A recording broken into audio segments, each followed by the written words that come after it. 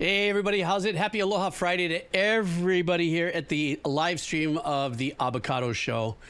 And if you're seeing this on YouTube, you missed the live stream, and that doesn't matter. We still break it off here for people that want to come and hang out afterwards, just in case you maybe put in a wheel of cheese or did a dono and you missed it. You get to see it on YouTube. It has been quite a few weeks since I've been back on my normal Aloha Friday kind of programming. I redeemed 5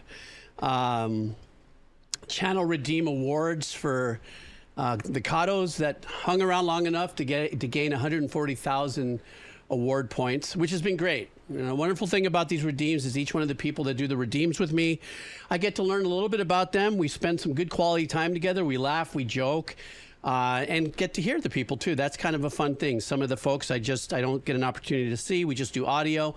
Some folks we do the video and stuff like that. And it's really fun because you're kind of inviting me inside your journey, listening to, albeit just a select few of Soundtrack of Life music playlists for that hour of that redeem session. Is kind of a fun little insight and hang time, because we joke around a little bit before, joke around a little bit after in the decompression session. Anyhow, so today is, what day is it today? Today is September 26th. Happy Aloha Friday to you, all the Kados. I got my usual suspects in here. I also have a few visitors hanging out. And boy, it has been a long time, and I have a pile of donos. I'm going to do my usual. I start with the highest dono, work my way through. If on the small chance that I don't get through all the donos today, no fear. Everybody knows the show. I show back up the next available day that I have, and I'll do a dono makeup. So right now, I guess we might as well just start cooking. Let's see here. What are we going to start with here? Give me a second here. All righty. So our very first Super Dono session, or Happy Aloha Friday session, is Makuzia. Hey, Makuzia, how are you? Good to see you here. And, oh, wow. Thank you very much. Very generous dono. I appreciate that. How are you, Makuzia? How's the weather where you're at? I heard you guys had a little bit of rain. If I believed you're in Southern California-ish, somewhere around there. Oh, I'm a little dehydrated today. Anyhow, I hope you're well if you're lurking in the background. Let's go ahead and see what Makuzia wants us. Oh, of course. And I was just mentioning this artist again over a few days back, and because I am truly fanboy. I fanboy over this. Oh, in Europe. Wait, you're in Spain, I think, right? Oops. I forget.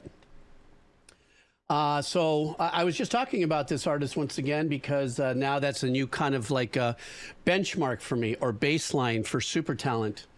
And always, anytime I get an opportunity to listen to her music, I'm always very excited. So you guys probably have an idea on who we're going to check out first. No real message here, because I think he knows that we'll all be spellbound. Everybody, we are going to be listening to a track from Ado. And the name of this track is Rule, and it's a live performance again, or shall I say a caged performance. So let's go ahead and check this out.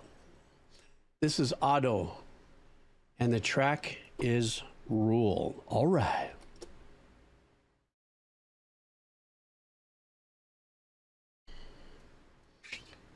Frickin' YouTube. Wow. Any day. The hell's going on here?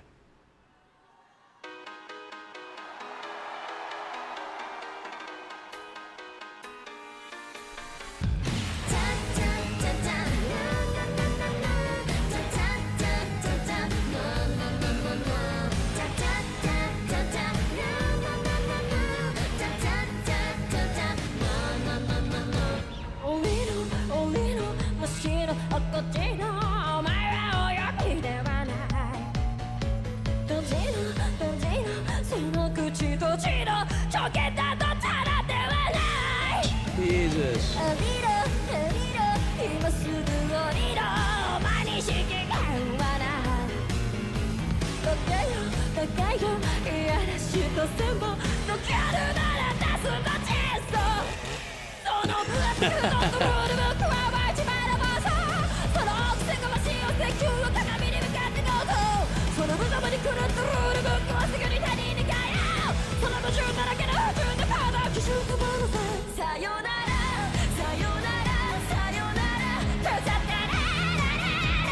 Oh my God.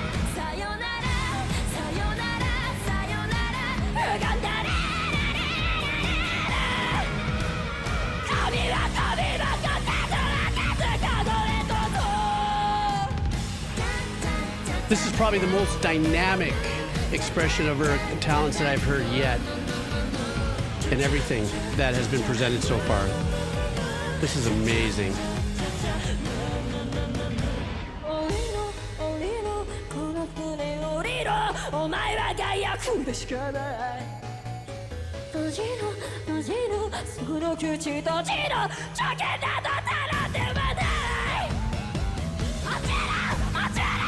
Whoa. I don't think I've ever heard her do that.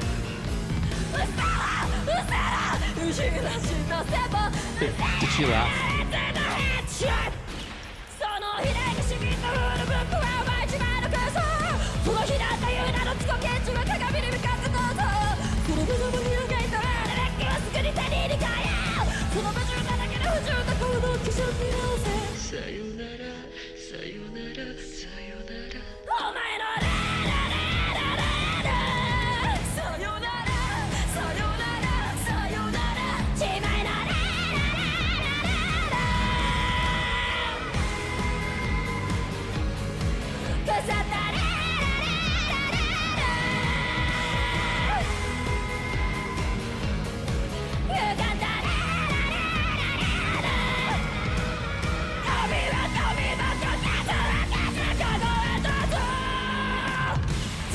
Was that a major third? I was like, she screamed at me in a major third.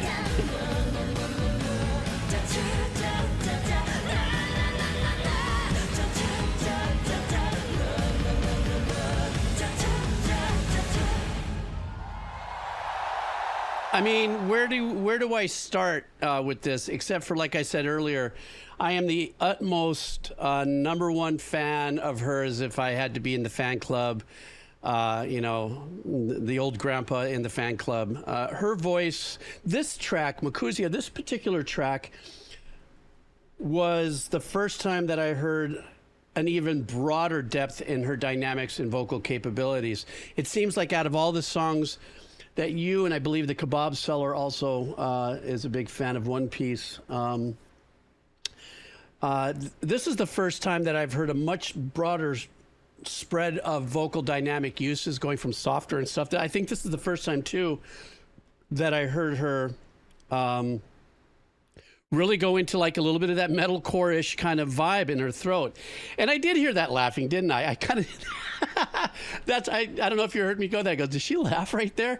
Like she's having the best time ever. I think she is so also incredibly comfortable with her talent. You know what I mean? And Makusia, that laugh actually kind of showed it to me. You know, whether that's an actual part of the performance, and maybe she does that every time in that same spot because maybe lyrically it means something that obviously I don't understand. But it just kind of brought a sense of herself being very human. It's almost like when you see a blooper reel and somebody makes a mistake in the middle of a great performance, and then you realize, yeah, it's a real person behind that monstrous talent. Once again, though, hands down, she has the best musicians that money can buy. You know, if this was a touring band of hers that supports. Something else that I also noticed in this as well is I can't tell if there's if this is a post-production mix out. I'm going to say that there's probably a really good chance that it's coming through the board. Probably sounds fantastic, but it's very possible that it's being recorded live, you know, on an outboard, like a truck in the back or something, like a recording, you know, a mobile recording studio. And of course, if it gets synced back to video and they've done some adjustments, because there's some great, unique delay work that's happening in her voice. Occasionally they pop the delay in and out. As well as, I don't know if you noticed, but there was one point where she's singing and it sounded to me like she was still in her melody, but it was a lo-fi section. So the engineering went into a lo-fi bite, and I'm looking at her and it didn't sound like she had the, or it didn't look like she had the mic to her mouth, but then when the clean vocals came in, you know, you could see that the mic went to the mouth. So there's some unique stuff that happened there that I was looking at. I'm definitely not questioning her doing it live or not. We all know that she could do it. I just, when I listen to this and I'm watching this, the duality is I'm obviously listening to the music and stuff, but I'm just as equally level-wise listening to the engineering, you know, so without a doubt, I'm a tremendous fan of hers. Almost 500,000 views in 2 weeks. This is going to be a legacy artist for the years to come, and I look forward till the day I die to keep listening to her music. Hopefully that won't be for another 20 years or so, but yeah, you know, that Makusia too, you know, there's always that possibility that I'm going to lean into, because we all know that, you know, playing to existing tracks is a thing.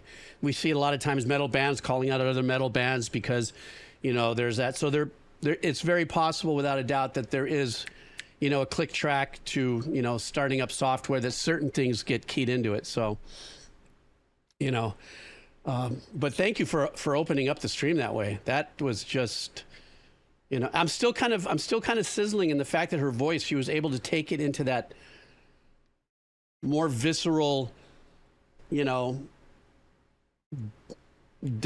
mellow death vibe in the voice, and yet she can come down and just crystallize her voice into a sense of beauty that's just unmeasured. Wow, blah, blah, blah. I'm just saying. Thank you so much, Makusia. And it's good to see you here. All righty. What do we got coming up next here? Once again, if everybody is asking, I'm just doing this in order of donation amount and stuff like that. So next up is Shadow Dane. Hi, Shadow Dane. How are you? I hope you're still here, hanging out amongst us. I think I've suggested this band before, but thought you should check out another song from them. Saint Blonde is an indie alt rock band from Texas. Great tune for a Friday. So this is Saint Blonde, and the name of the track is Empty Heart. And this is for Shadow Dane.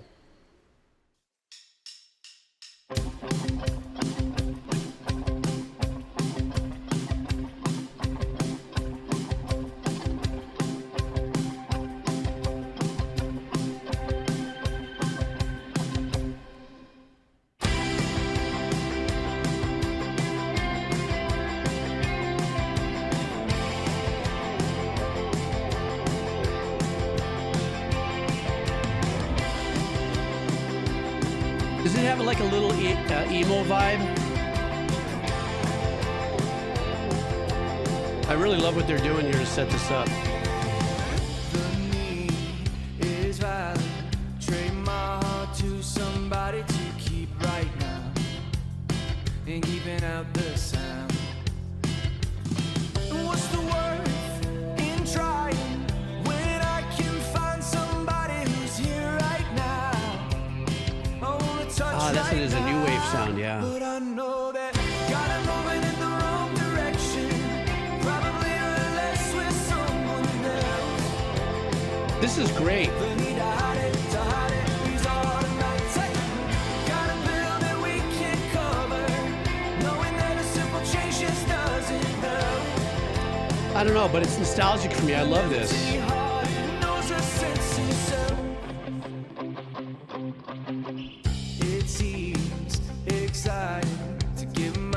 That little guitar muted pattern is what really makes that new wave sound, yeah? So that we get that sound. And all this fake admiring, I'll trade it in to have a clear head for now. Don't wanna be let down. Can you see that?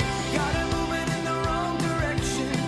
Probably hurt less with someone else. Listen to the guitar melody. Da, da, da, da, da, da, da.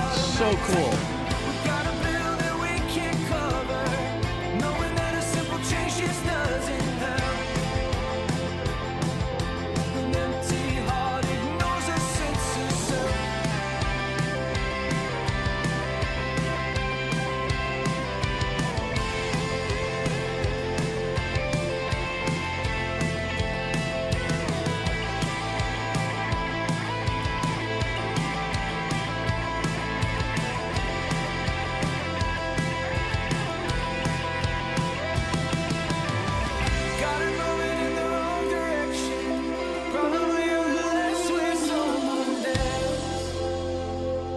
The need to hide it is automatic.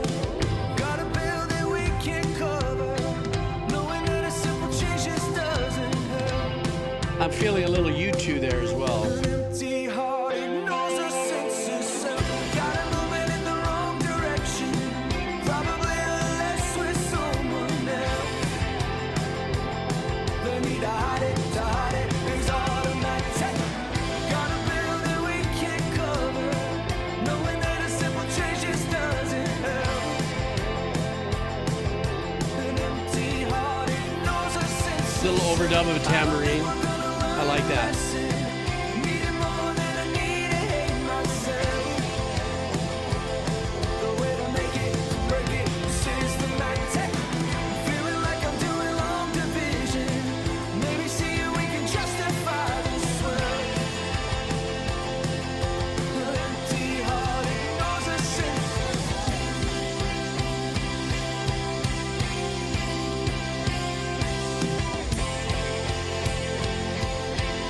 Empty heart knows a sense of self.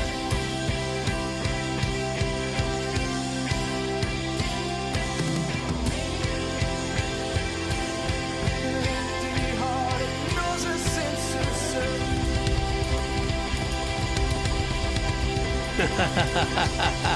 Love that about live sessions. First of all, this was a live session in a recording studio, wherever they decided to do it. And I think for me, that added a lot more to it. Because, you know, when you hear live music, obviously there's these beautiful human moments that are in live music that make it really feel great. You know, the song. There's that difference. You know, everybody who listens to live music, you all know what I'm talking about. You know, SB, everybody that goes to concerts, they can nail the song exactly like the album or the CD or the 45 or the 8-track tape or the MP3, whichever and however old you are. But there's something to be said about this very uniqueness about having a live music. Sometimes certain parts might be rushing, certain parts might be kind of flowing with it. And to me, that's what it feels like. It's like if you're just on a little glassy lake that occasionally moves. You know, I kind of love that aspect of it instead of always being quantized, let's say a quantized performance. Very new wave-ish for me, but the main arrangement of that was actually the guy that we're looking at right now. It seems like he was in charge of holding the da da da da da da da and some of the phrases that had a little bit of more of a melodic thing going on in there. And his voice, the guy's voice, I really loved his voice. He stayed in a very comfortable pocket though with him. He stayed nice and comfortable. And also there's a couple times when the drummer did a couple things that was very reminiscent of what I would consider that new wave era, which I really dug. As funny enough as it was, I really kind of dug that, which is when you're doing snare tom kick work, or whatever the pattern is. There's no hi-hat or cymbals involved with that. So we had that nice little run with that. I thought this was a great track. So far, these first two tracks are cranking with Otto and Saint Blonde. So thank you so much for bringing that one in here. And I do agree with 1 a.m. The very few times that I do. The yellow background, nice and sunshiny. I think SB also chimed in on that. And so I know Patty Cakes is bummed that, you know, I said that, but, you know, that's what I'm saying. I agree with 1 a.m.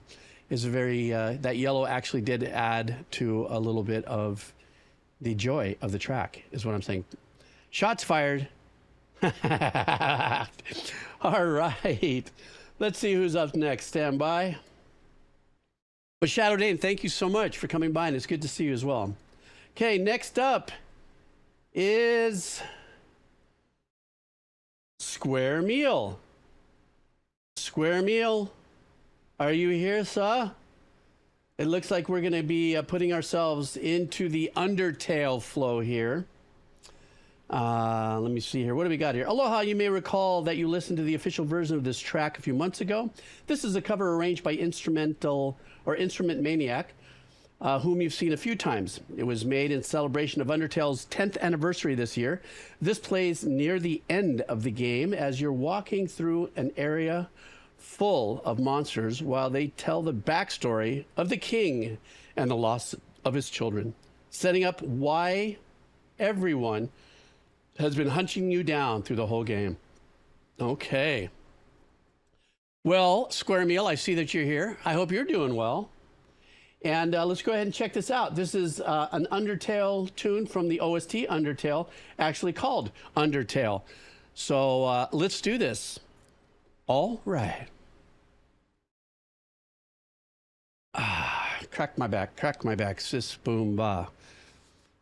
Advertisement block sucks, yeah. I know I didn't sign in, so bobo. Oh, really? God, they're really kicking butt with these advertisement blockers, these cock blockers.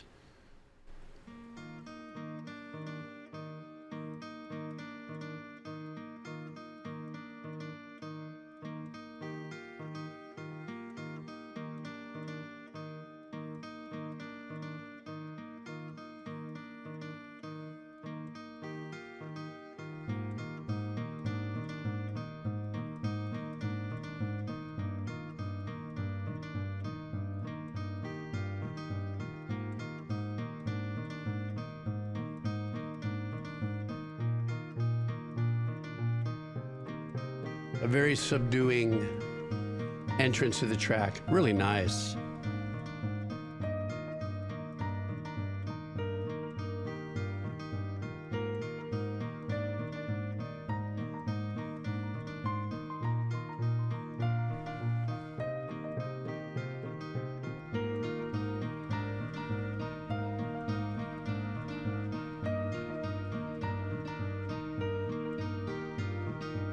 Uplifting, very motivational, and calming at the same time.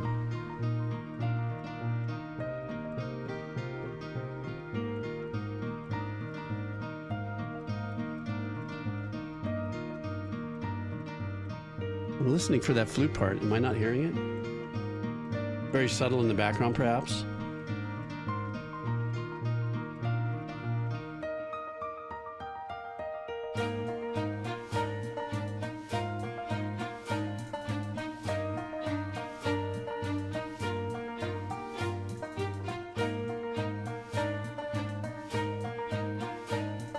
I'm hearing a banjo.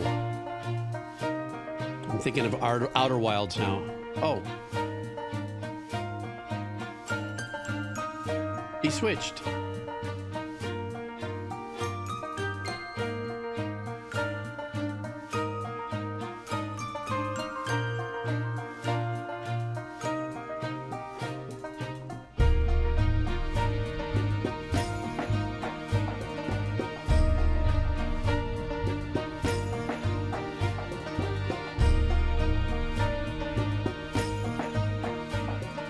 This is a great expose on arranging, just building the layers.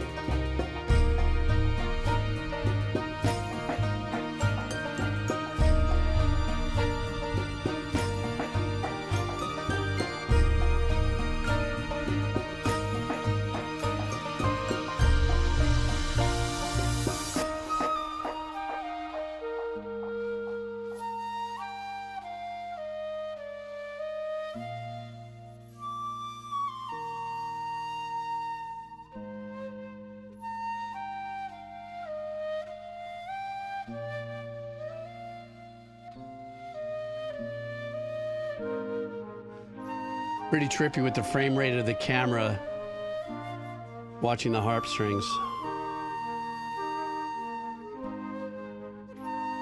Little Beatle vibes here.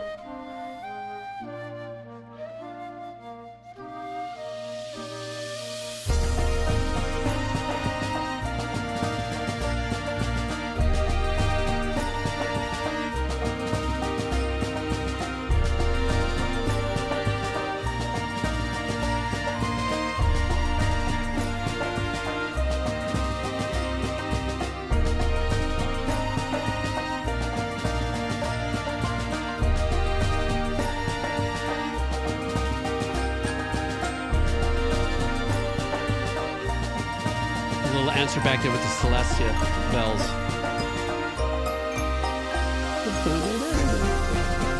Oh, wow.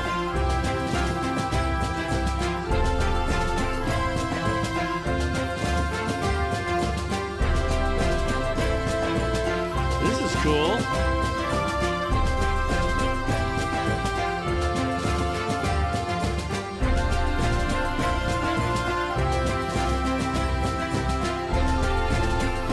Man, I love this.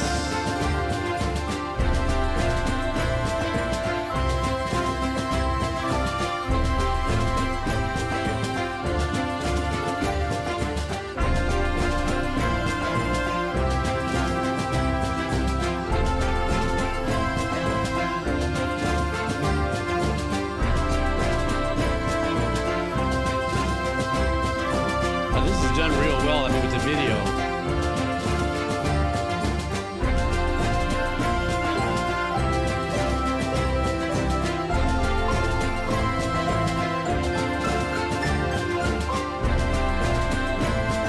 Ocarina.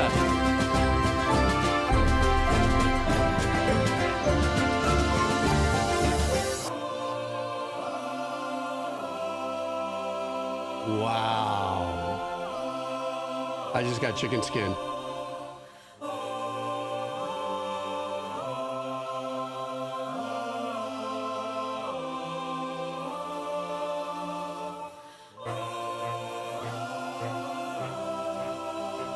Even the bassoon gets a moment.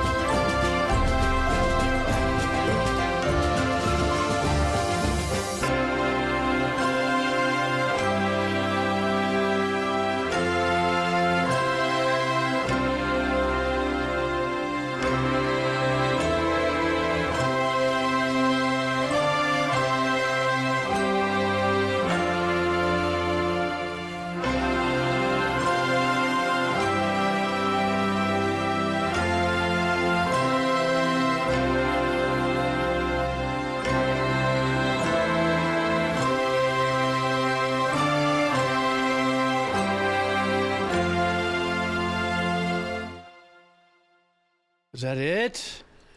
Bruh. 649 musicians. That's what it felt like to me.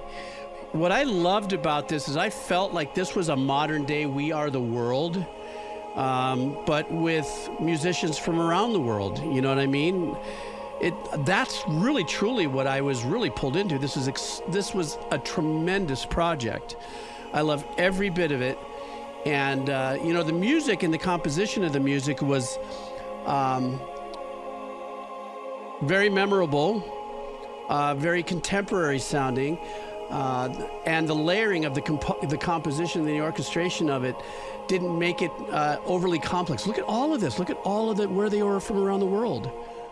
That is so badass. What an unbelievable idea, you know, composition-wise, for whomever it was that came up with the idea to do it. As far as the layers and stuff, the other thing is too, is we go on a journey like this together, and there was minimal complexity in the arrangements as the volume and the dynamics built. What we were hearing is these subtle layers by each instrument, just da da da. Da, da, da, da, da, you know, what the melody was, subtly being introduced, slowly but surely.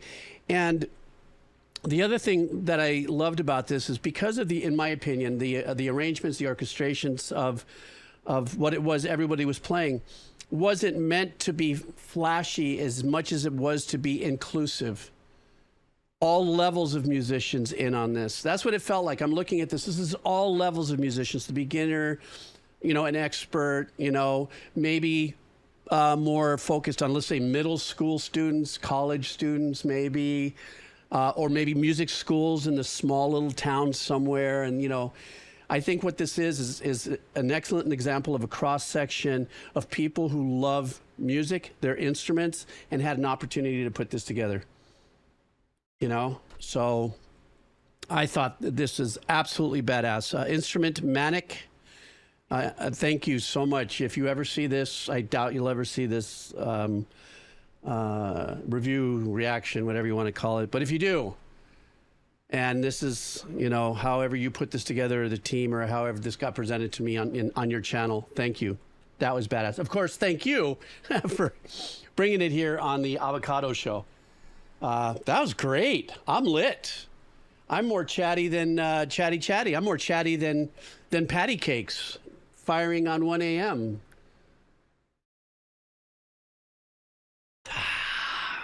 So good.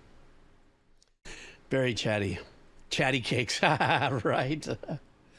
Oh, shit, that was great. I am pumped. Okay, next up on my dono run, Ginger. Ginger, is you here, Ginger? Ginger wants us to be checking out, of course. Ginger is a top-tier badged fan, as I am as well, of this young lady's talent, Vylet Pony. This is going to be a run here. He obviously put in the lyrics here, but he did put in a little something here for me to read up. Okay, so I'll read it. This is pretty short, not a big deal. I was hanging out at Vylet's stream last night and asked about another collaboration, which she said she would love to do another podcast interview, album analysis, or whatever, sometime early next year, which would be great. I would love to. Thank you for keeping that connection sharpened with me. Also during the stream, I asked what song Jeebs would listen to next. After thinking a couple of minutes, she chose the Prince of Sorrow Suite. So I take it that's what we are going to be listening to from Vylet Pony. It's called the Prince of Sorrow Suite. Let's see, the Prince of Sorrow Suite took me 5 years to make. This is the words of Vylet Pony. Originally, the song was meant to be a piece for Control Freaks Part 2, which never really came to fruition. Much of the material from that project became the first Super Pony World album. Oh, I look forward to this for sure. All right, you guys ready for some Vylet Pony? Truly an amazing artist to represent the generations to come in music creativity, as well as she's, always on the purple edge of the music universe. And when I say the purple edge, in the world of colors, if you're into a little bit of a Zen vibey kind of thing, purple is that super mystic, slightly elusive, thinner cut in an aura, if you would, that occasionally gets exposed through people in the world. And at times it seems like Vylet Pony seems to be right in the middle of it, even though it's Vylet Pony. I'm sensing some purple here. All right, here we go.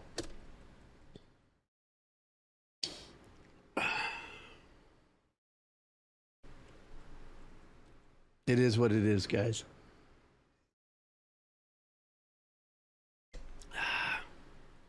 I'm waiting. You're waiting. I don't care. Wait, what the hell? Confun it. Job opening.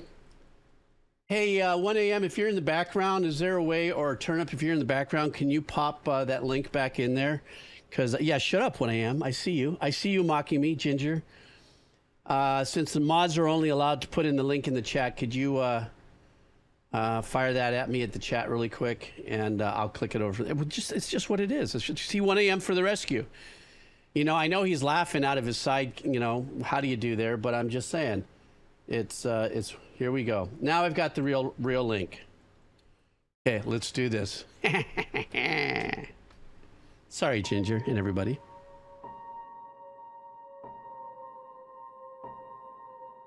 Find a way to make them understand.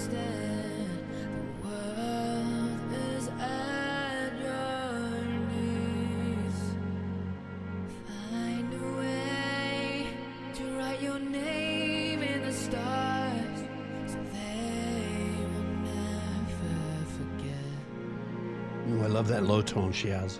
Listen very close to your heart. It beats of revolution. Where does your loyalty lie? With oppression or the oppressed? Can you see the beauty of it all?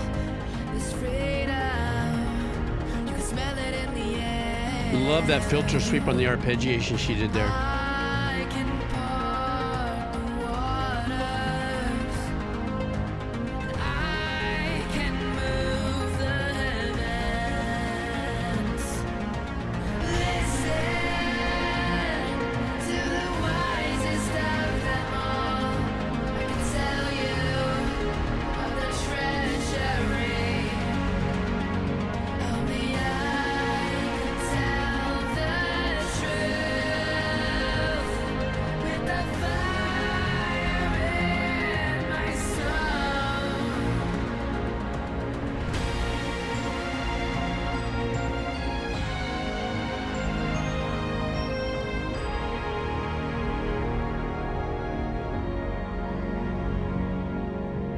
Can't you see they betrayed us all and their only thoughts for themselves? And I had everything, a crown and a castle, most beautiful of them all. All my life on the run, just to grant you safety. She has such wonderful tones in her voice that she can pull through with her dynamics.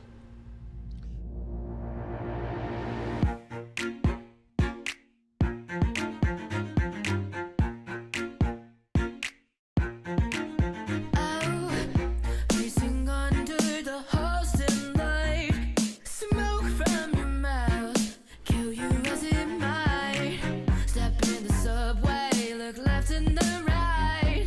Your tongue is not stained with the remnants of light. The walls of your kingdom are slowly burning down. Anarchy echoes to the edge of the town. I love that she chose this kind of cello vibe here. Your sickly powerhouse ruled under one gun. You fall to foreign answer by psycho magic means. The newspaper today wrote all about your goddamn fears. The windows brought up and the doors hang at the seams. You're a control freak with the shit you want from me. Well, can't you see what they are doing? Grabbing their guns, firing all around is ruining. They taking everything that's near and dear to me. Do you think there will be a city where we live peacefully? Oh, they brainwash So 80s vibe, SP. I was thinking Maniac, like she's a maniac. this full-on powerhouse. That bass line there. Crying in the middle of the streets at night. I can't take this anymore.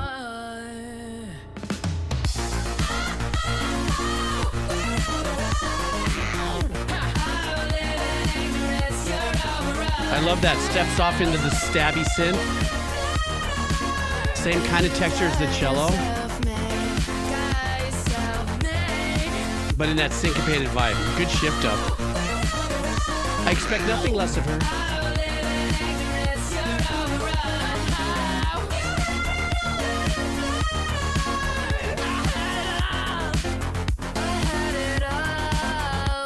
Overrun.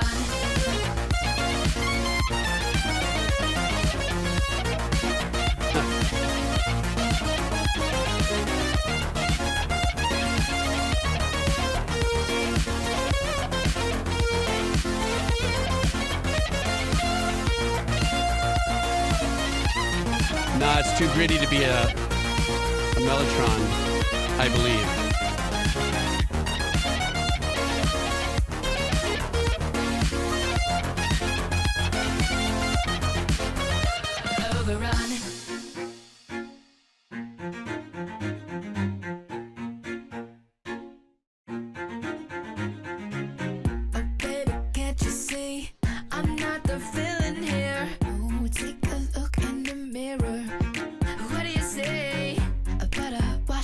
motherfucker like yourself. You can raise the sun, but I'll erase the ones you love. And you got a promise complex you can't seem to keep. Don't make a fool of yourself. Giving us a little bit more of the edge in the vocal performance there. Harder to come, make the fuck out of you. You're a control freak, but you're too afraid to show. Oh, woe is me, I can't hide. Oh, the sinister I feel inside. Oh no. Dagga, dagga, Please dagga, forgive me, dear. boom. I'm still overrun. I automatically went button up, and that just felt like the fill that went in there. I live in ignorance, you're overrun. You got yourself made, got yourself made.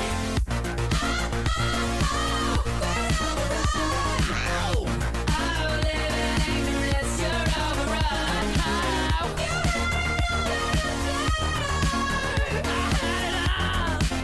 I had it all, overrun.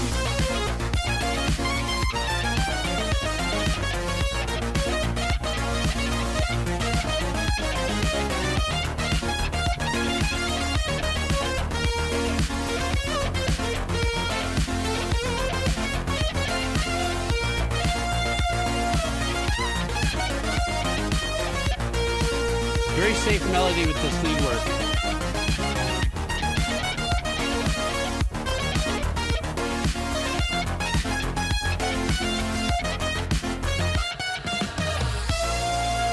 Well, I was wondering what was happening there. Thought I was going through like a little bit of a mushroom dial down.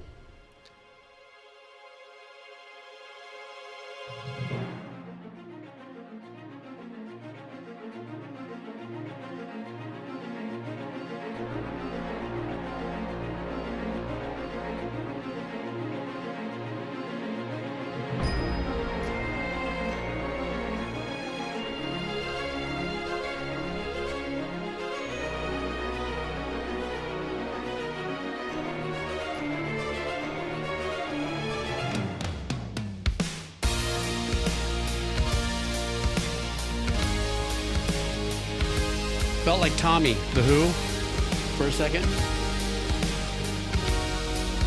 If you're old enough to remember, that is.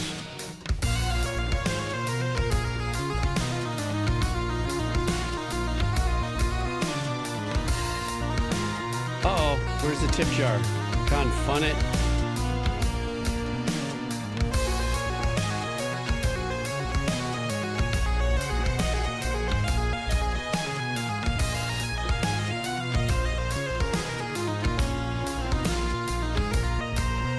This is like an old, like JP8 synth lead sound.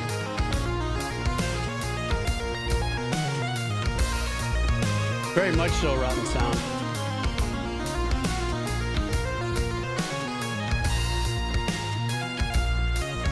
I love the bass she's using on this. Kind of a swimmy, monophonic vibe.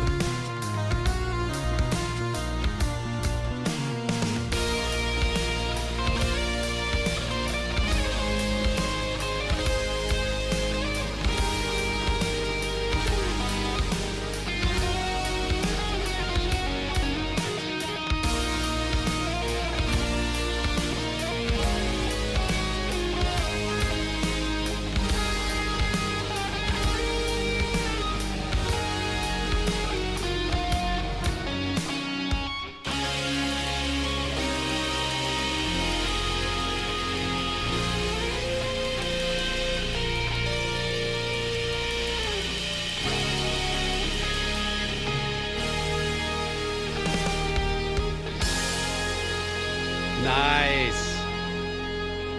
I love that. To be continued, you know, considering that, you know, she had said this was part of a project that never really grew legs and stuff. One of the things, you know, she, even though this was probably, like, as I understood it, it's written for a project that didn't come to pass. And, you know, when she said it took her 5 years to write this, it was probably perhaps waiting on other people to continue giving her information to follow through with it. And so it took 5 years from starting until now or 6 years, to go through the starting to get it done.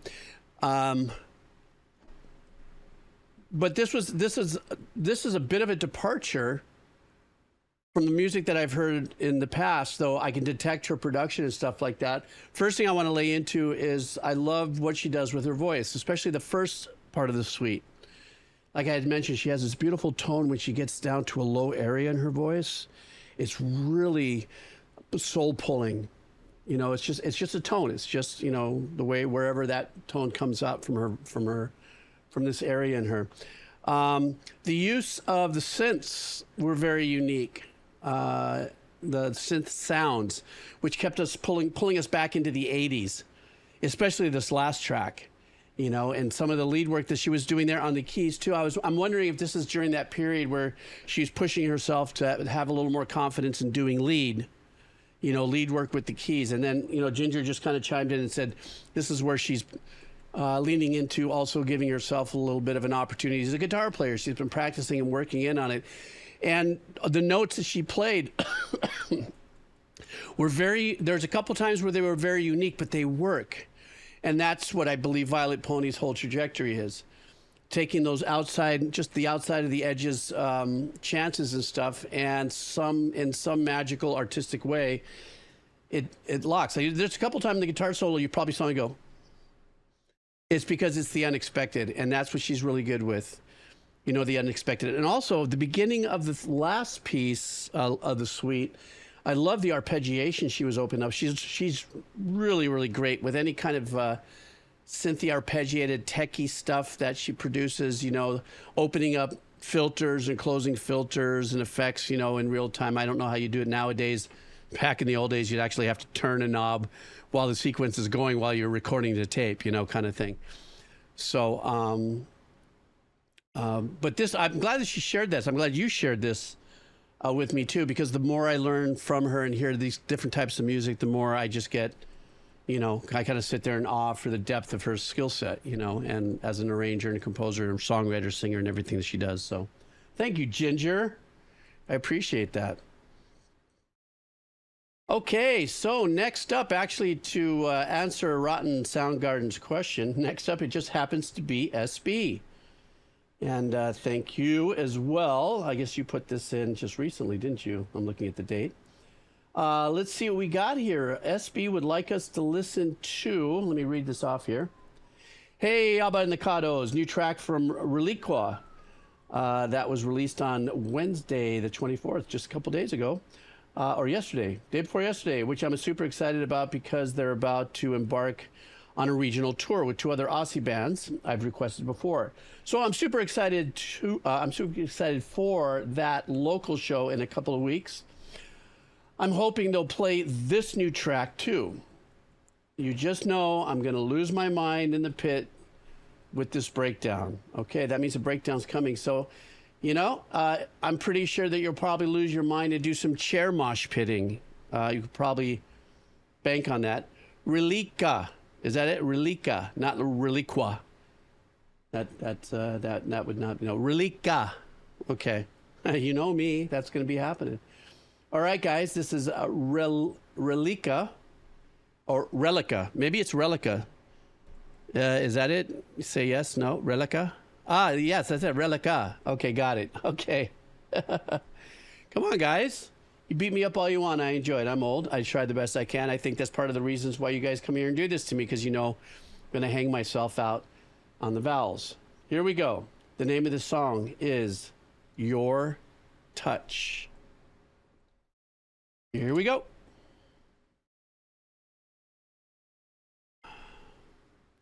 Eventually. I think I should probably sign into YouTube, shouldn't I, guys?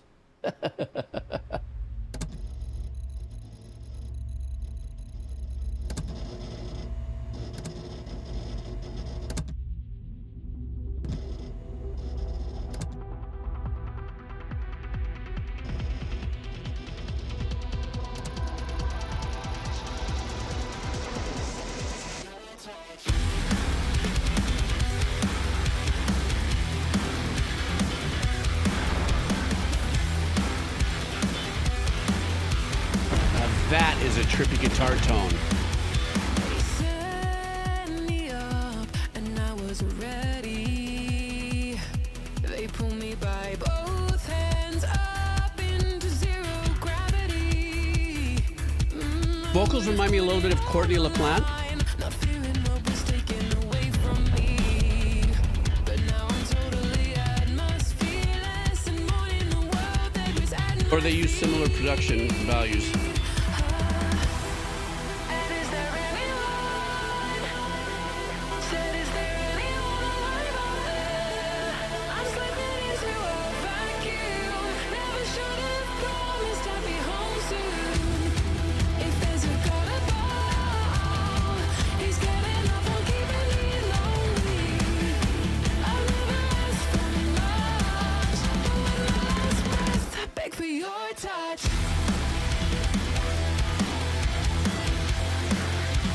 God, that bottom, man, my God, the guitar tone. And this also sounds like it might be one of those bands.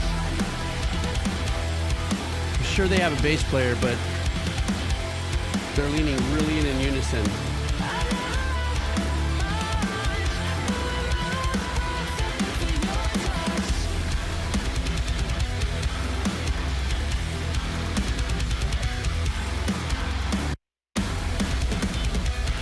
Nice. Voices crushing me, feel the pressure on my chest. Couldn't give you what you need, 'cause I just can't stop. I just can't let it rest. Limiting up on my ego's algorithm, still seeking equilibrium between living and being. That little trap hat in the back holding. Just push me once into an orbit and I'm never leaving.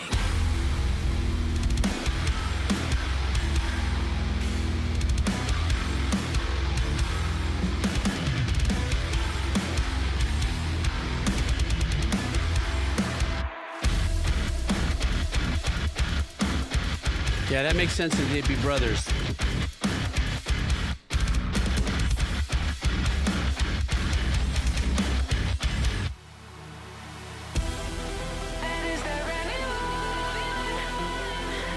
So that fiery synth sound along with the guitar tones, I'll bet you there's an element of that fuse also in that riff. I don't know why I did that, but I'm just saying.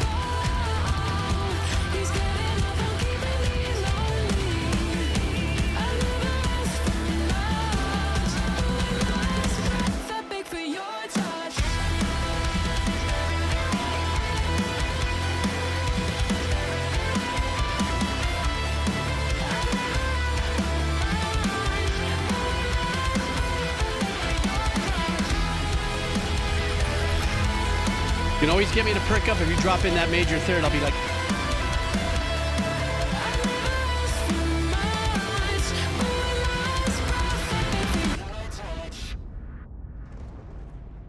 all right, that was a super badass track. Actually released just 3 days ago. Reliqa. I finally said it right.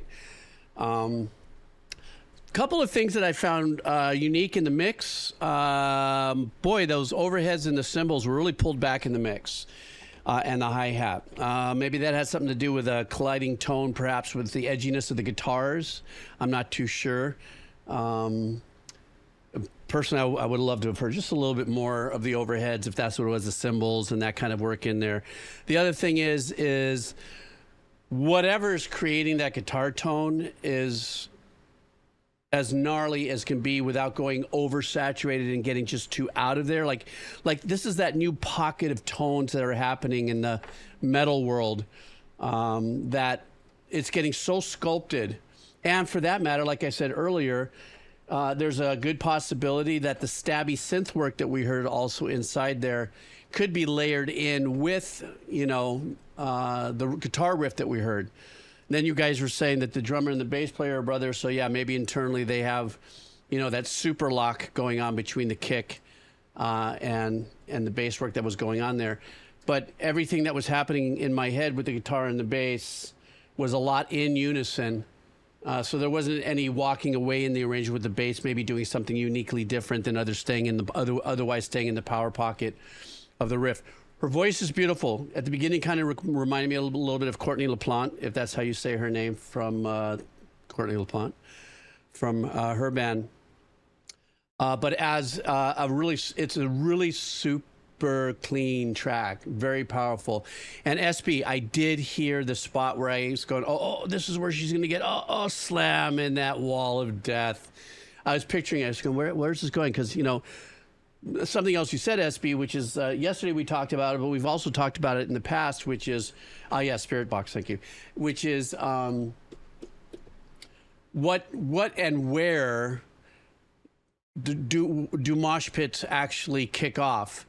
And you had mentioned yesterday briefly, I forgot to ask you, I was listening to it last night when I was editing, that mosh pits have tendency to really keel under, if you would, during the breakdowns. Is that what they call it? I forget if that's what they call it in the genty, you know, mellow death world of like, where they're doing something, they go, you know, that kind of, where it gets a lot more darker and heavier and sinister sounding, as if you can get any more darker and sinister sounding than, you know, a lot of this particular music. But I could see you in your chair. I would have loved to have had a camera on you on right now while we're listening to it, you know, to see you going off. I think that would be epic. I think if we had like an SB cam that I can clean in on, you know, or no, you'd have to give me permission. Thank you. I wouldn't do it. That sounded kind of creepy and weird, didn't it? But you know what I'm talking about. It's like if I'm going to do one of your songs, I'd love to watch how you're responding to your favorite track. You know what I mean? Sorry. Yeah, creepy jeebs. That's what's going on. What can I say? Anyhow, yeah, too. I have also seen that too. Craving, that there's times where those walls of death or the mosh pits seem to kick off. Like even at the beginning of a song, I'll see that little maelstrom of people circling, you know, and then something happens, or they all come running in and stuff. But the one thing I notice is that it's timed well. In other words, almost every time I've seen a mosh pit start, it's like it's the audience knows the song, and there's this total unanimous feeling all at once. Everybody knows that 3, 4, boom, you know, they all come in, regardless of their knowledge of music or counting off. It's just something that pops off in here and you go, you know, so something like that. Something like that. I don't know. I'm blowing a tire. All right, let me refresh. Let's continue on. SB, thank you so much. Or the crowd. So the bandmate do that as well. I did not know that. Okay. Okay, next up. Just got in under the wire. Last minute boosty. Juicy boosty. Jet Set Code Cat. Sneaking in under the wire here. Thank you. That's very kind, Dono. I appreciate it. I hope you're doing well. Let's see what Jet Set Cat, that cat. Wait, Jet Set Code Cat would like us to check out. Okay. You guys ready? His message is, I heavenly enjoy hers. I'm sorry, I don't know. It's hard to preface that, not knowing, because I'll just go on. I heavily enjoy these two artists. Everybody in chat, enjoy one of my finest songs in my arsenal. So here we go, guys. The name of the song is She Shines, and it's a game OST called Darren Knob and Ashley, Darren's Korb.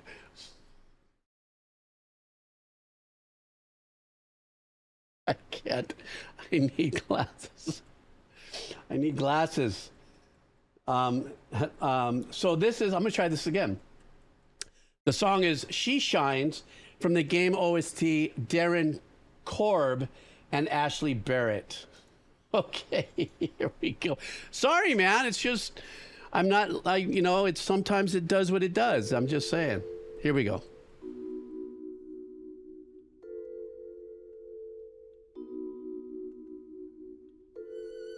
I Ooh, this is nice. Turn it up a little. All of the dark falls away. A glow from the heights glances along the water skin, nimble and bright, swallowed in. I'm always breathless Wow. to see, growing so slowly to greet me, where I end and where she begins, when she shines for me at night. Beautiful expression and dynamics in the orchestrating. Eyes so green and white, she will keep us in her sight. We are lie beneath her light,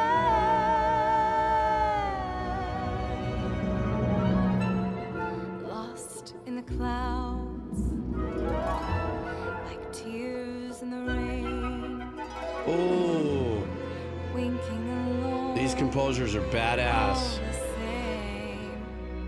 Using little dancing elements of like Prokofiev in there.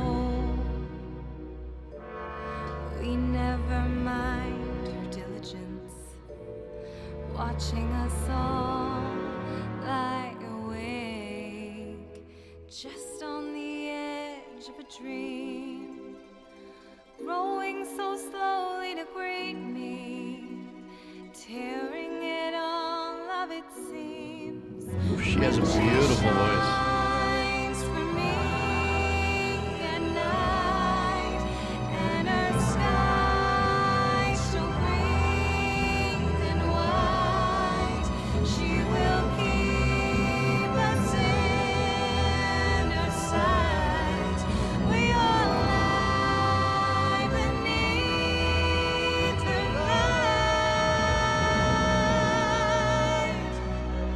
light. Super great effects on her voice. A slow tail off delay that's beautiful. It's wide.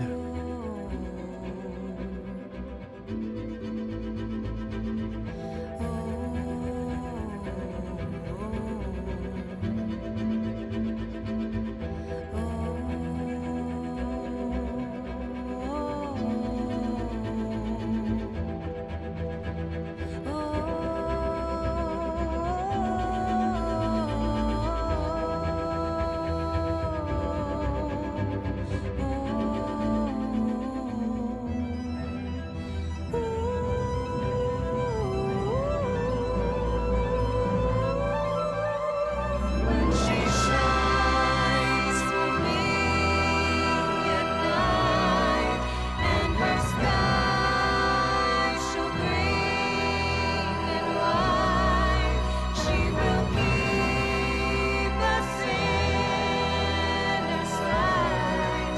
We all lie beneath her light, when she shines for me at night, and her sky so green and white.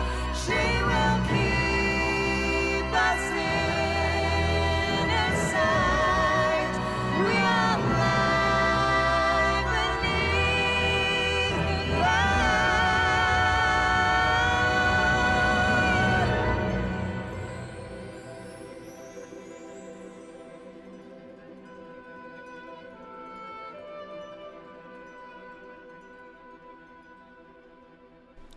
What an absolutely beautiful track. The actual motion in the composition, as far as the supporting structure chordally, let's just say, was very contemporary, very mellow, which gave a lot of room for the vocalist to really give a lot of expression and dynamics into her vocals. But what was magical for me, what these composers were doing, was the breathing, the dynamics of the orchestrals in and out. You know, the strings coming in, and then soft little flickers, little sparkles of answer backs. Sometimes it sounded like it could have been a clarinet, to an oboe, maybe an English horn, maybe a small little bouncing answer back with a bassoon or a bass clarinet or something. To me, this is one of the most joyous parts of orchestrating or doing this kind of work, is how do you take arrangements and apply them in this capacity in a composition structure that doesn't have a lot of things happening. You know, all these arrangements going off in all different ways, and lean on your dynamic and expression skills. You know, just occasionally coming in with the flute lines, would occasionally come in and you know, kind of accentuate just a certain part of the emotion there.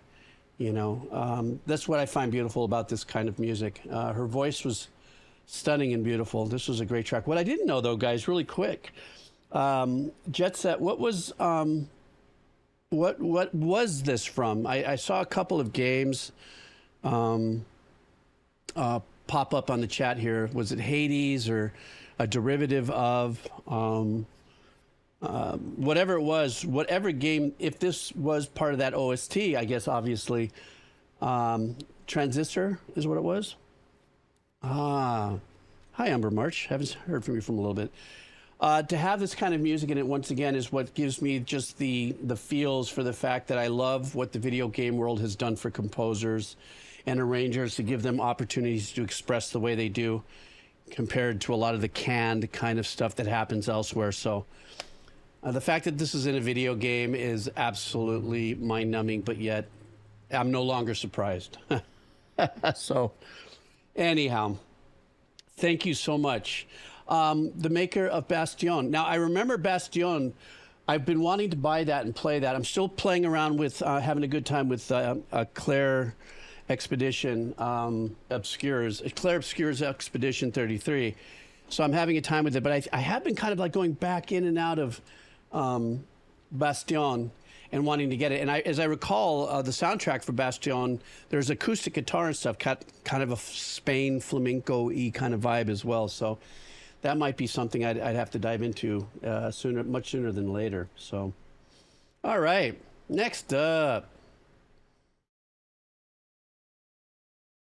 Next up, we have, Lisa Wolf. Hi, Lisa Wolf. How are you? I hope you're doing well. Love to get you on a little podcast in a little bit as well, if you'd like.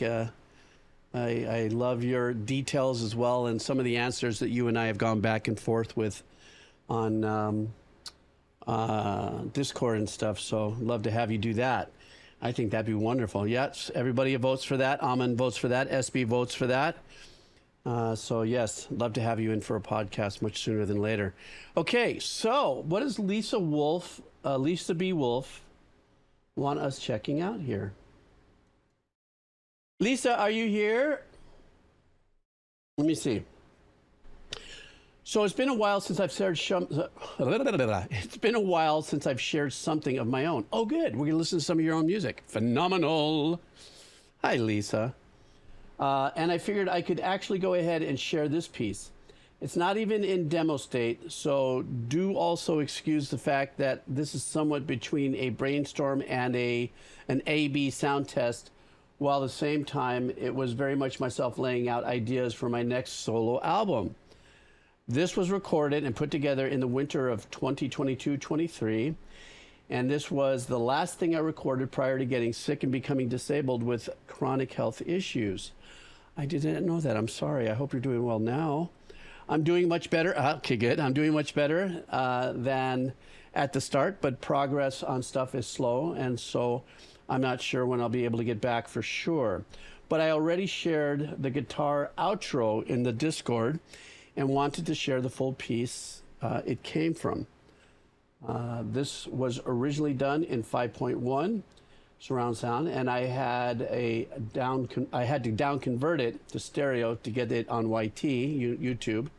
So there might be some imaging oddities, probably artifacts showing up every now and then, and occasional bits of phase cancellation, mostly at the start.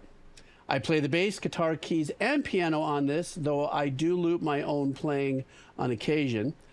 This, though, should give you an idea where some of my contract and library work fell into in the realm outside of video games.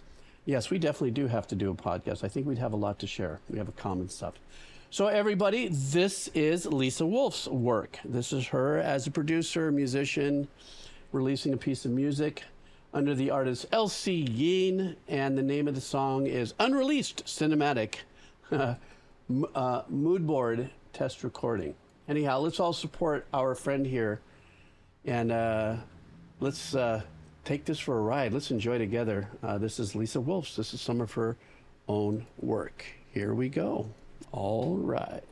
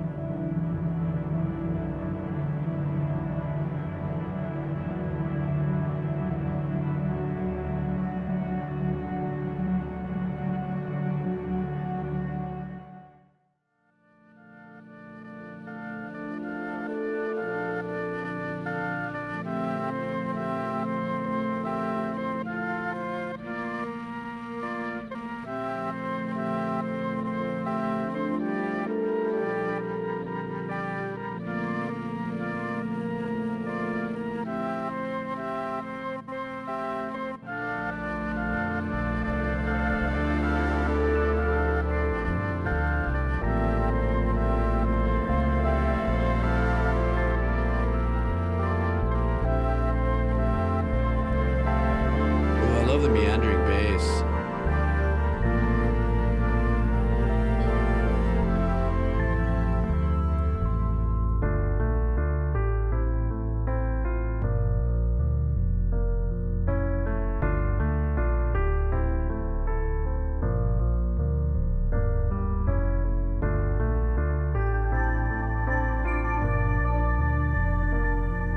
Very nice.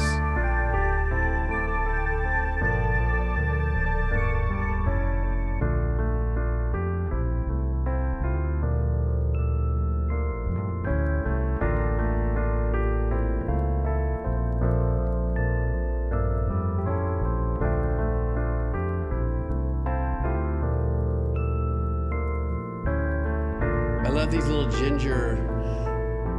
gingerly spread out answer backs that you're doing between the piano and that little bell sound. Very light touch.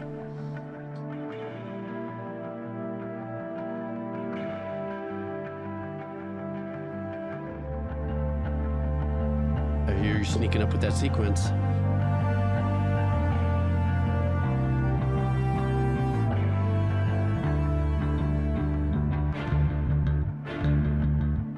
That was a little French horn that was in before this, wasn't it?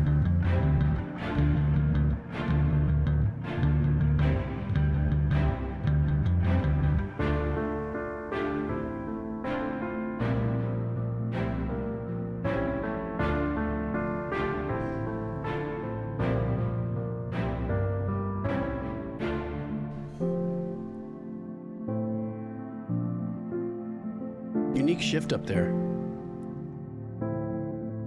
I love how you change the tone of the piano too.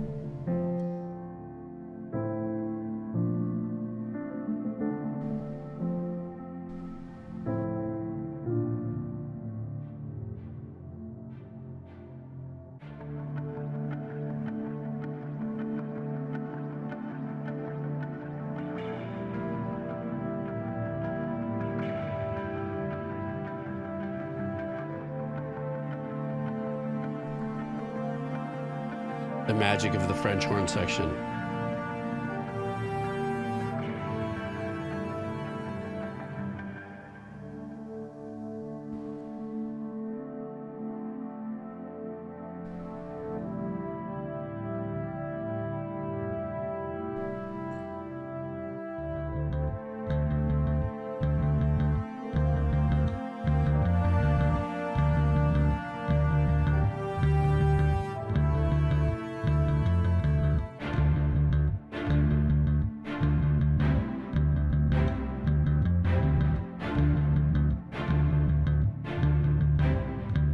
It stopped me, made me think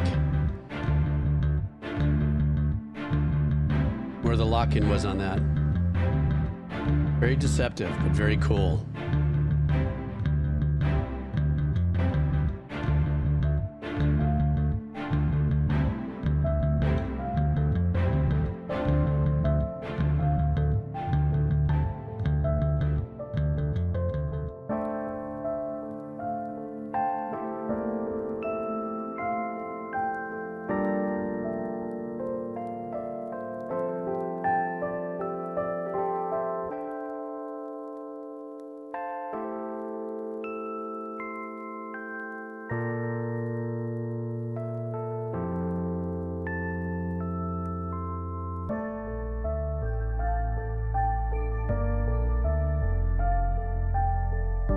I love that bass tone you got going there.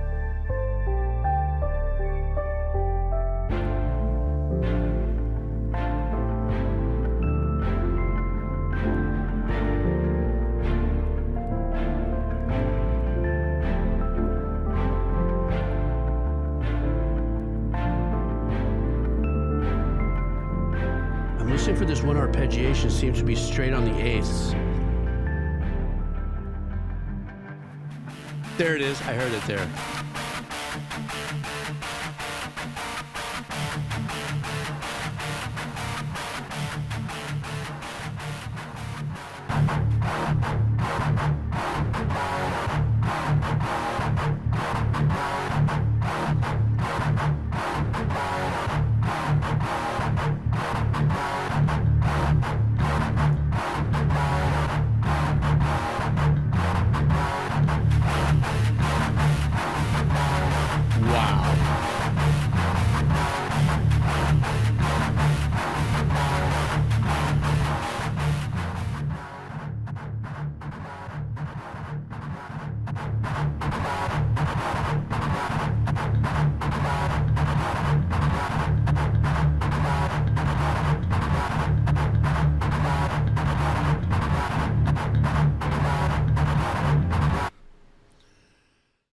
Wow, Lisa, that was unbelievable. I loved every bit of one of your switch ups that you did there, whether you changing slightly patterns, throwing me off a couple times where I had to just sit there and full stop and go, what did she do?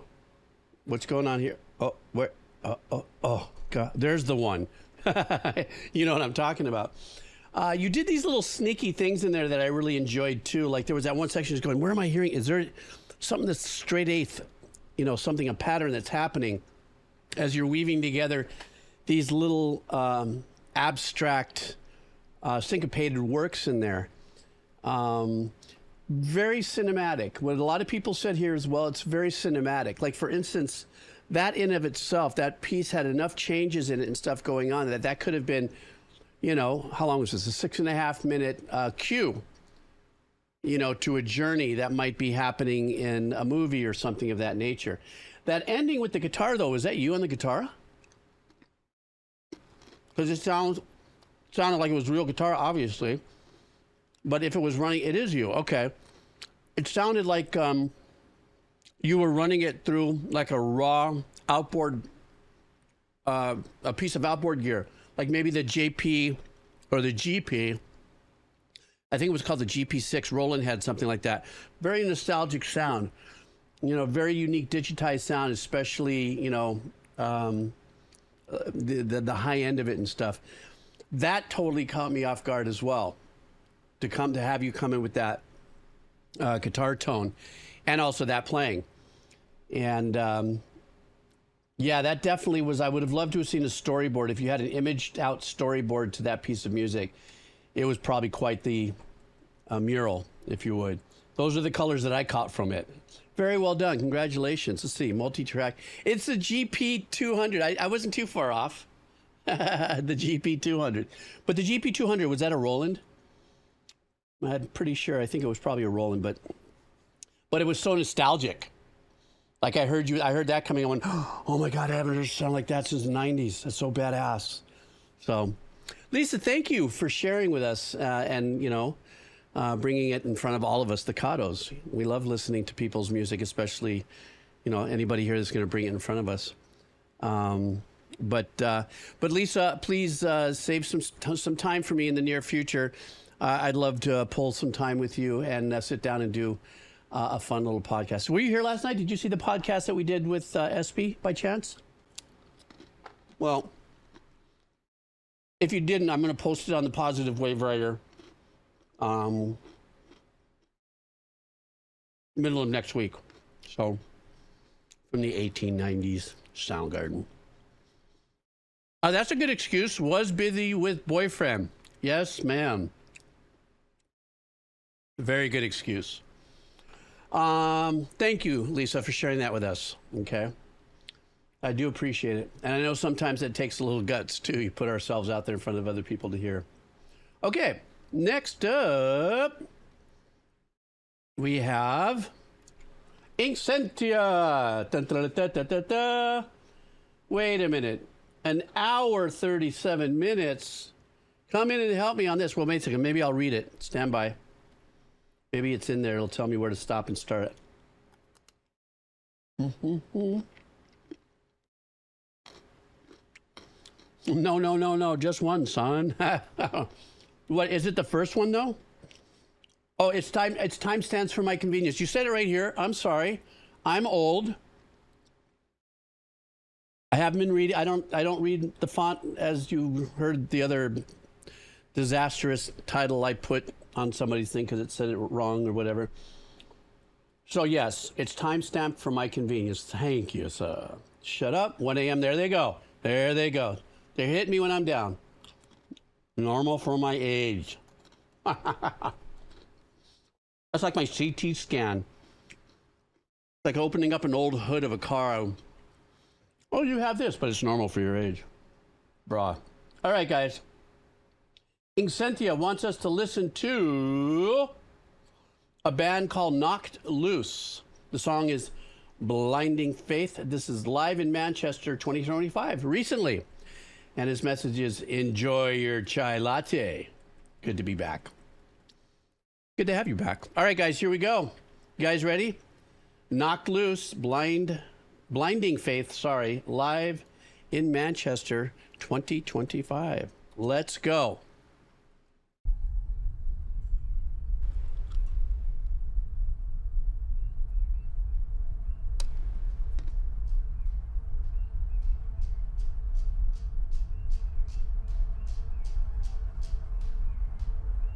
Something's happening. I'm waiting.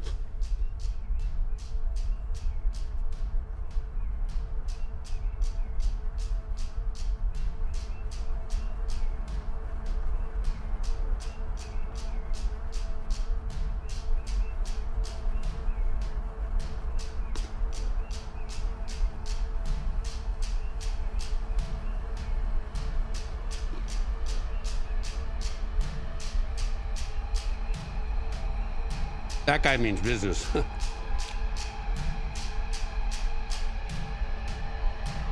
Who are those two guys in front?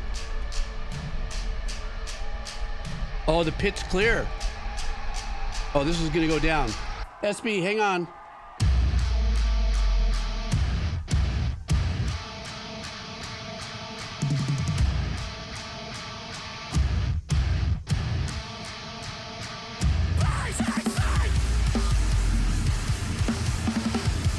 Oh, this is great.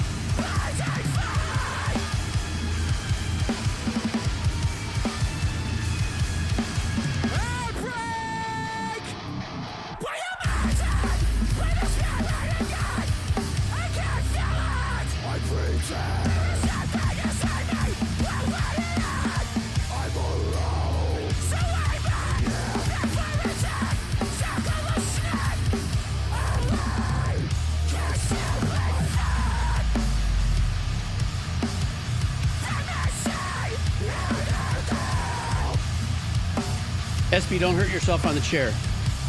Okay, help me out. The guys that are on this stage here, is this something different they do in concerts now? Instead of the pit in the middle, they put you up there?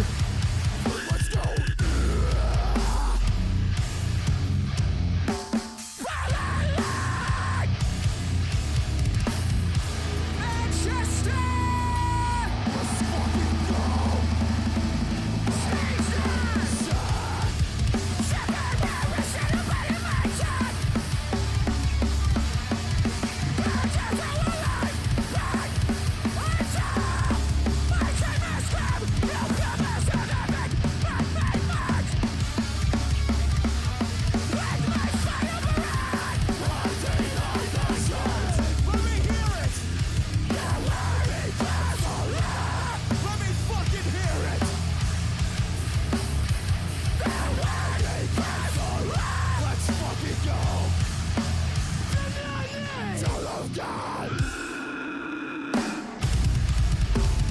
Wow, that sounded like my pig in Minecraft.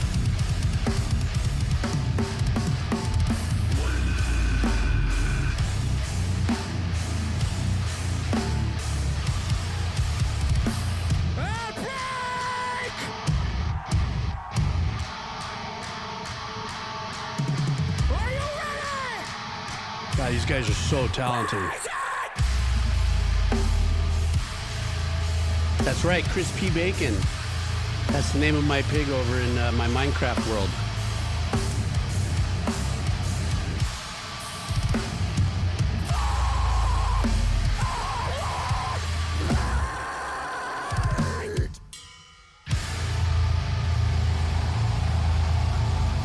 Holy crap.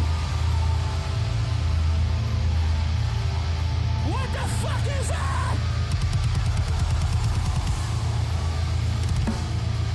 I said, what the fuck is that?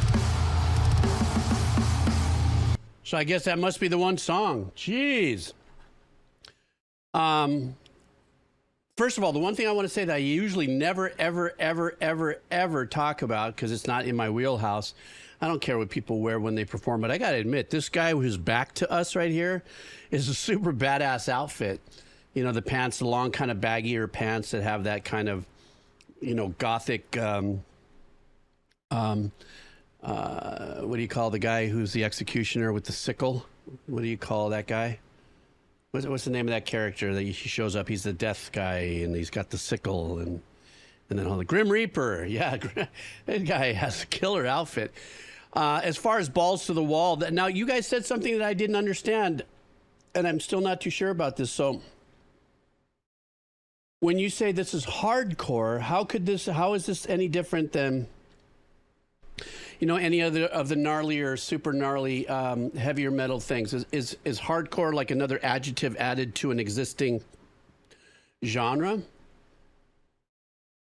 I mean, that's kind of, you know, that I'm not too sure. Oh, it's more of a punk-based movement. Ah. Oh, I see. Okay, so I take it the hardcore mosh pits might be a little bit more physical. I don't know if I'm instigating a thing between different types of mosh pitting and music mosh pits. I think mosh pits are all the same thing. It's a ginormous cauldron of, you know, emotional and physical outburst, you know. Lots more two-steppers and windmill arms. You see? So then I was right to notice that. Because I noticed the guys that were going in that middle stage were doing that with their arms. So from what I understand, that's where people probably get more bloody fit noses and broken noses and stuff like that. You know, you're going in for the real heat on that. I see. More flailing limbs. Okay. I didn't know. I mean, I'm making sense of it. I'm understanding it. You know, SB, you and I in our podcast yesterday, we talked about, you know, you being all of, you know, 4'2", and you know, being in a mosh pit and how you managed to survive and stuff like that, and that there's, at least in your experience of it, it was people are watching out for everybody as well too. And then maybe there's certain, you know, more hardcore like this one that's like it's all in. Make sure your medical insurance is paid because we're going all in. The track was great. I love to see also the opening performance. These guys were high energized, you know, so pumping track, man. That was gnarly AF. You know, Thumbelina size. Oh my God, Amon, Thumbelina. Does anybody know who Thumbelina is? Oh my God. Tell me you do. Say I'm still here in the comments if you know who Thumbelina is. Can't believe that, Amon. You remembered. Okay, next up, we have Misty Souls 2 coming in. Let's go. Misty Souls 2 wants us to listen to a piece of music from the anime Mobile Suit Gundam Seed. Wait. Yeah, Mobile Suit Goddamn Seed. Gundam. And then the name of the song is Strike Syutsugeshi. I'm going to slow down. Strike Syutsugeshi. I'm just not going to say any more. I'm just ripping this to pieces. This track is composed by Toshihiko Sasha, I don't know why today's just not a good day for me, guys. Sahashi. It is one of the cues that plays several times throughout the series for intense battle scenes. Okay, let's just go with that. Stop laughing at me, everybody. Let's just do this. I'm just playing this song for Misty Souls 2. Misty Souls 2, are you still here by chance? Let's go. Here we go.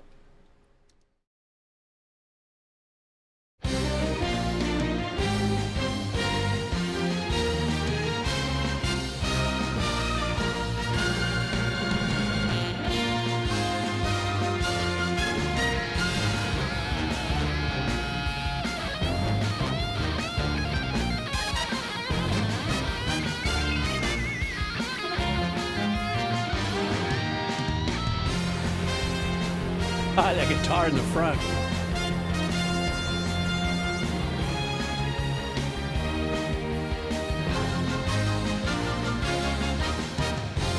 A little bit of a Western era edge into this composition.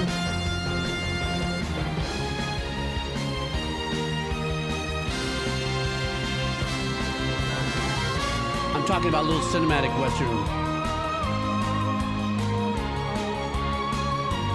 Is that like a voice in a theremin?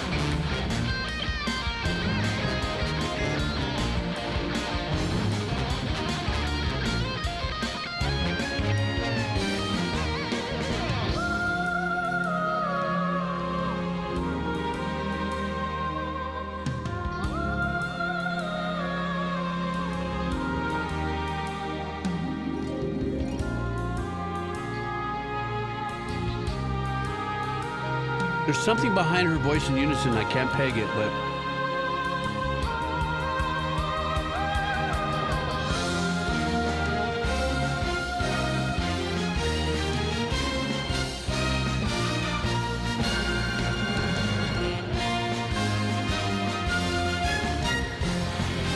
this also reminds me a little bit thematically of some, like, in some sections, that 70s detective show kind of vibe.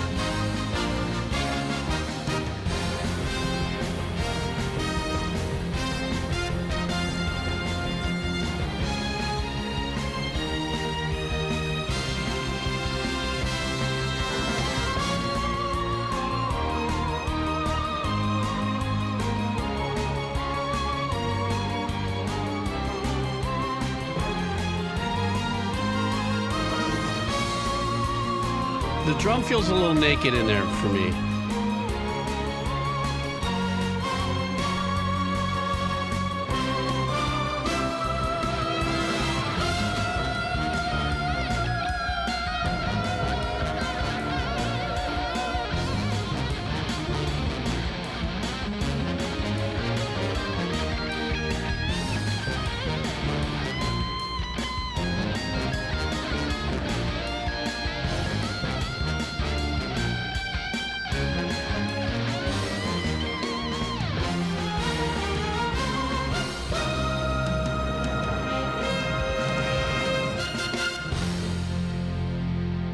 The other thing about this while I'm listening to it is that is the fact that it was said that this was kind of on repeat in the sense that it plays during battle scenes. Am I correct? Did I read that right? Or was that from the other one? I can't remember. Really fat, rich use of the horn section. Like I said earlier, there's some tinges of some old school Western cinematic movement in that composition.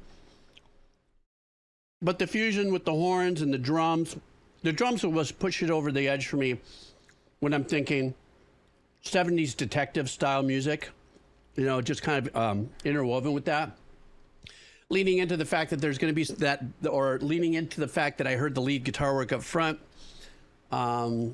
This is probably, I don't know when this, 5 years ago, this was put up on YouTube. I don't know exactly when So this is released in 2003. Okay. I just want to see when that was released there. But you know, once again, this is now what I know to expect when I'm seeing a lot of these Japanese composers pop up on the show here, and especially if they're anime, is that you're going to get these really super rich, you know, compositions, very thematic, deluxe. Can I call it thematic deluxe? I don't know. Am I having a stroke? Why? Am I acting weird? What's going on in the chat, people? Okay. Next up, lateral tap. Oh, you mean probably because I'm reading it so upside down? Probably. Who knows? I've had a few things I've had to deal with. Last week I did have to go in for a CT scan, by the way, up here. So who knows? I might fade out in front of you one day. Lorn is the American electronic music from Chicago. He credits Drexcia, Underground Resistance, Dom and Roland, Technical Itch, and Aphex Twin as some of his influences. His music has been included in the soundtracks of video games such as Gran Turismo 5, Little Big Planet 2, and Sleeping Dogs. A dark track, Acid Rain, is the 7th track from his 2015 album, The Maze to Nowhere. And yet another YouTube algorithm suggestion to me. So Lateral Tap wants us to listen to the artist Lorn, and the name of the song is Acid Rain. Let's go.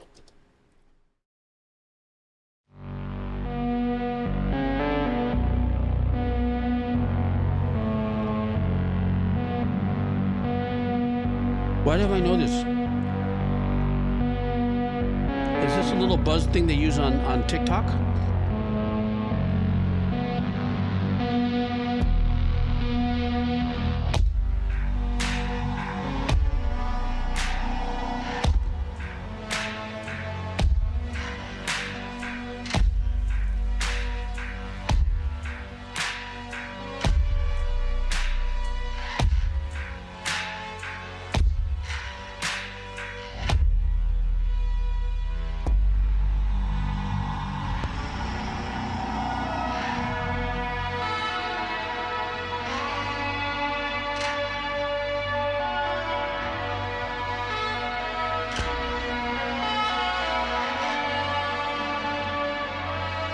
Stop me if I'm wrong, Lateral Tap, but isn't this very famous in the TikTok algorithm for music being used for content creators?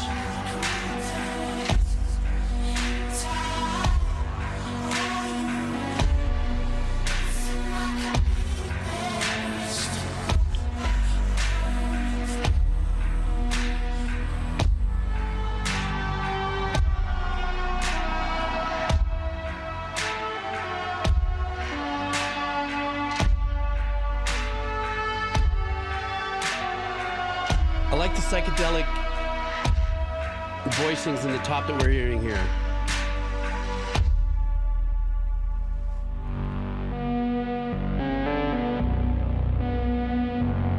Yeah, this is so recognizable.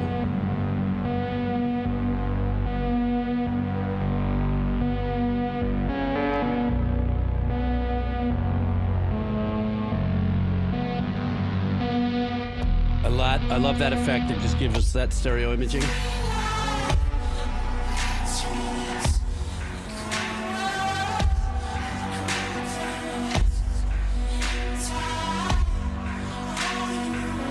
Is that the style they call crunk?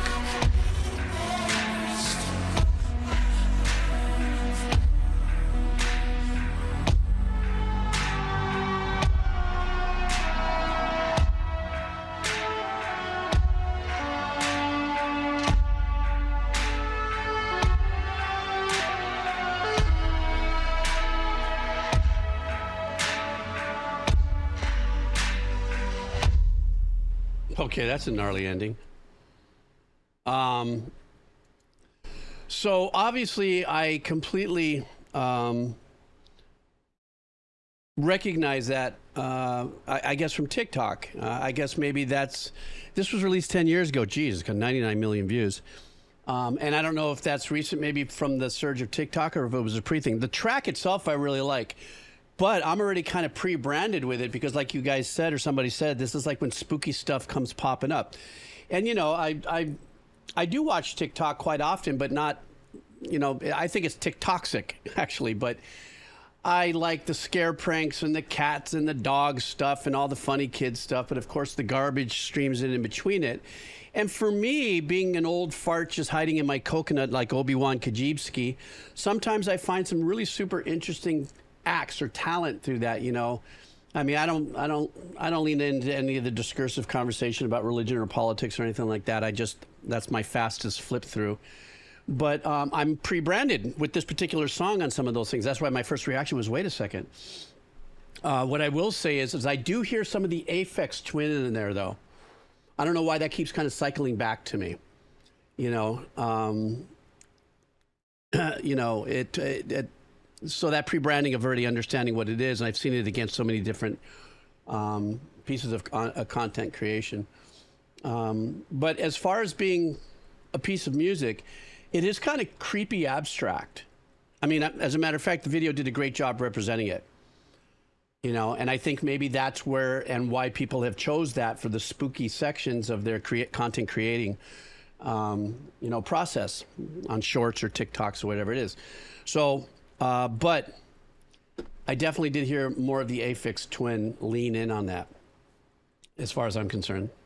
That's what it sounded like to me. So, let me see. Let's go. Thanks for coming in, Lateral Tap. I hope you're doing well. Okay, next up, we have on the Abbacado show. Who's up next? Senor Rui. Senor Rui. Senor Rui. Everybody say hi to Senor Rui. He's up now. We're going to be listening to... In season 2, most episodes started with essentially a music video acting as an exposition dump without the dialogue of one. This song is pure anger and self-loathing as it showcases a main character's downward spiral. Need a genre check from the gang. Is this deathcore? So guys, you have to participate in, you know, identifying the genre, because God knows I'm not going to do it. So the name of the band is, how did you know, Turnip? Arcane. And this is called Cocktail Molotov. Oh, a little play on words, doing it backwards. Okay, let's go.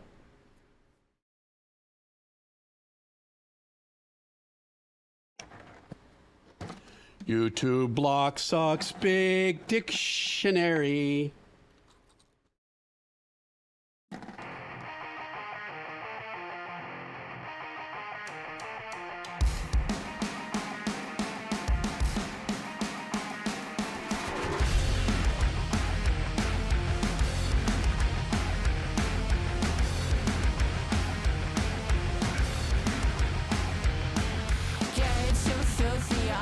On me, what else am I wasting for? Feed me all your woes and pity. I am nothing anymore. I'm at the bottom, it's a long way down.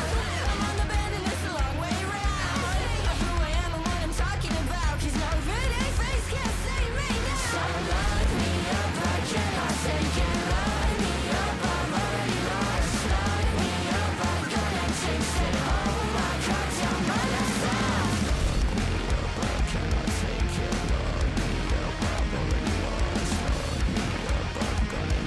God, trippy, that low voice.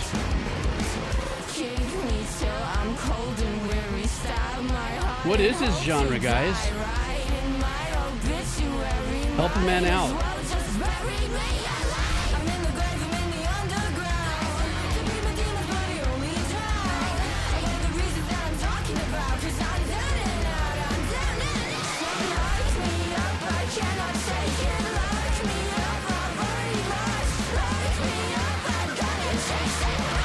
I just can't discern whether or not this is guitar work going in the back or fried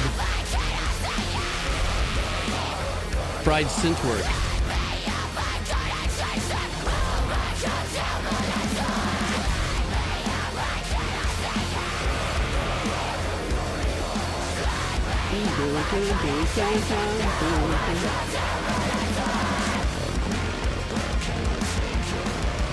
Wow, that bottom with the vocal. It's doubled with a bass line, I think.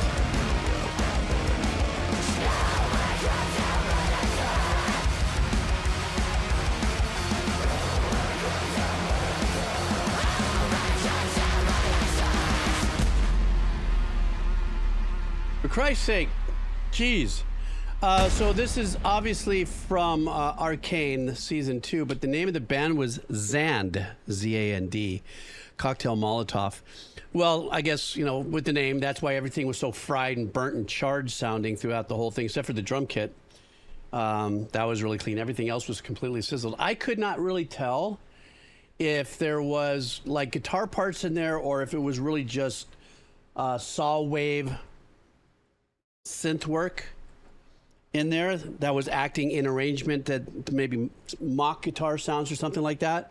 So I couldn't really discern the difference between that. These guys really tricked out that bottom end with whatever that super low varp, that very low, you know, voice that was going on there. And they also doubled that with this kind of wah bass in the same kind of EQ tone texture. So, and then, you know, when the ball grab and screaming went down, she absolutely crushed it, lit up on it.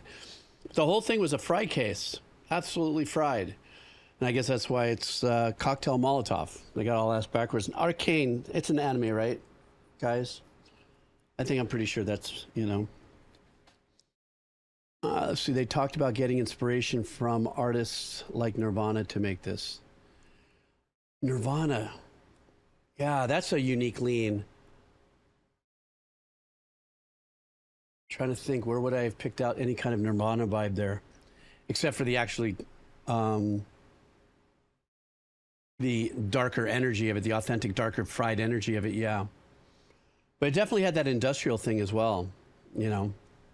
And also, welcome. Thanks for coming in and saying hi. Let's all say hi to Green Anim. Thanks for dropping in and saying hi. Welcome to the gang. All right. Uterotone.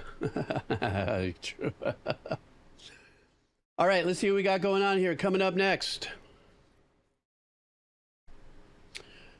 Let me see. 1 a.m. Smudge is coming in hot right now. 1 a.m. says, this is the extended movie version of the song. The scene from the movie is played during the concert.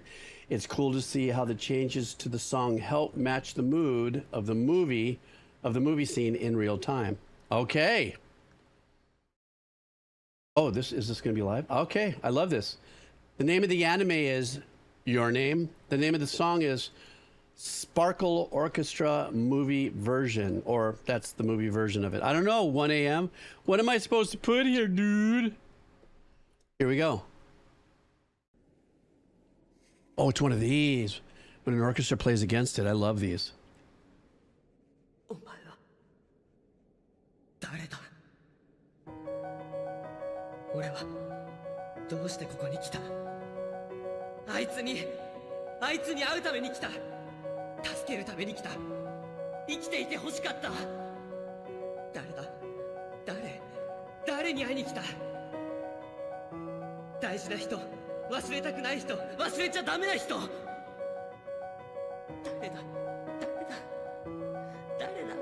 誰だ？名前は？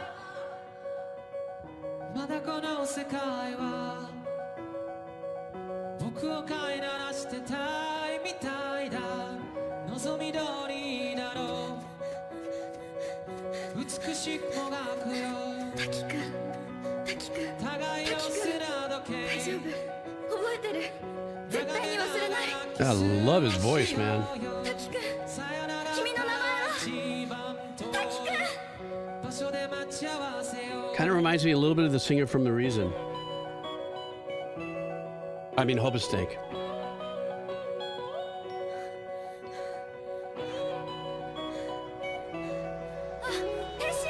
I like what he's doing with his tapping. お前今までどこに？自転車壊しちゃって辞書にごめんやあるって言葉で誰が？私が出来上がった世界後でを全部説明してもらうでな。万華鏡の中で8月落ちるんかのある朝あれがマジで。落ちる君はこの目で見たの僕前で見たってか。はにかんでじゃあやるしかねえなしてみせたこれで二人仲良く犯罪者や。ような笑顔で間違って停電したらすぐに非常用電源に切り替わるはずやから。したら放送機器も使えるで。さやちんお願いできるだけ放送を繰り返してやったねもう勇気がついに時は来た昨日までは序章序章や。んなもん適当や。飛ばし読みでいいからこっからが僕だよ Well, that must be a little difficult to play through if you've got that audio in your headset.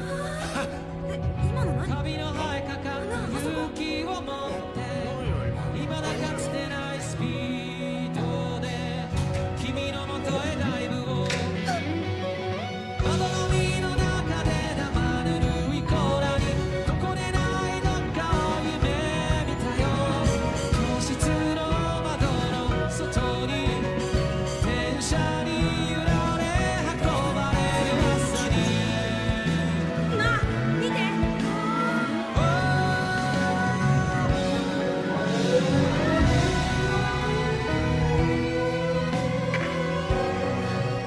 ちらは糸森町役場です。変電所で爆発事故が発生 Great しました。 arrangements. さらなる爆発と山火事の危険性があります。次の地域の人は今すぐ糸森高校まで避難してください。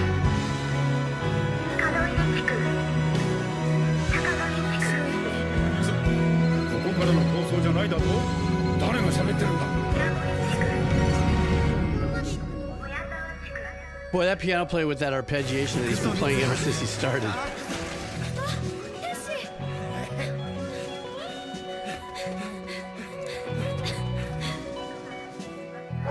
みんな逃げろ。山火事になってる。 Bass player's having a little fun. 逃げてください逃げろ火事や。皆さん逃げろ。危険です逃げてくださいこれはとても間に合わん。ミツハどうした？あの人の名前が思い出せんの知るかアホ。これはお前が始めたことや。消防出してもらわ Does ん this と actually 避難 play させてくれ through this whole 行 scene って親父 that さん they're を説 playing 得してこい。 against?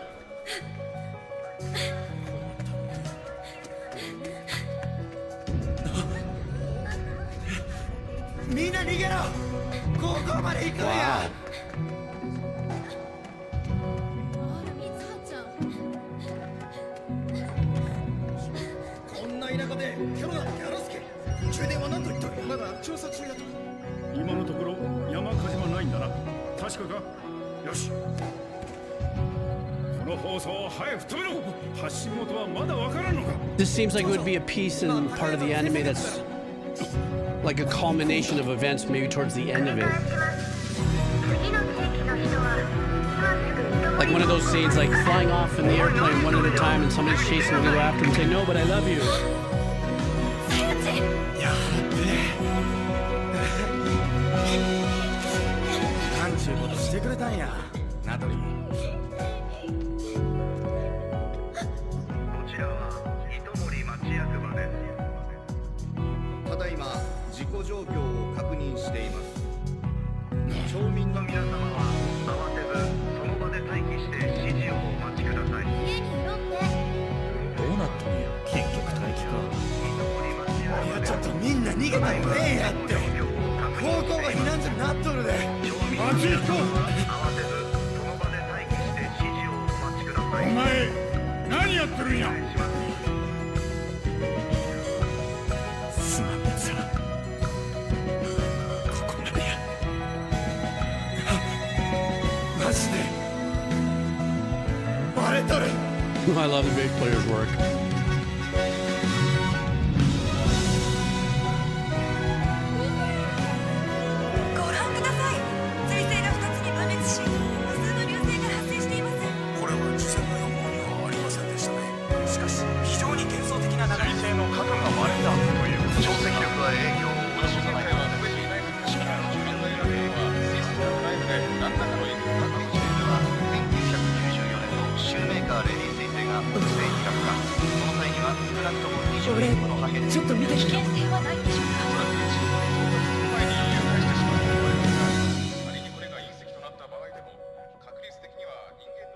God, that pianist needs to have an award for his right hand.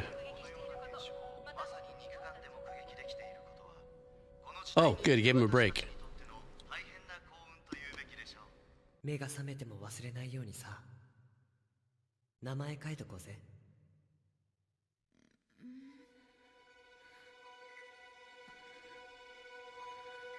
An awakening scene. Oh, really?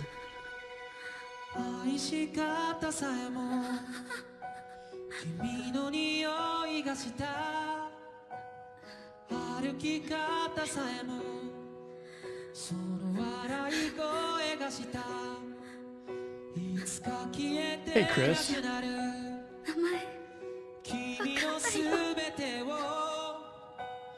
この目に焼き付けておくことはもう権利なんかじゃない義務だと思うんだお父さん三葉姉ちゃんお前また There it is, the big celebration. Bring it. まるで夢 I の love you. You love me. Yes, I love you. Where have you been? I miss you. This is our world. 運命だとか未来とかって言葉がどれだけ手を伸ばそうと届かない場所で僕ら恋をする時計の針も二人を横目に見ながら進むそんな世界を二人で一生嫌な情でも生き抜いてゆこう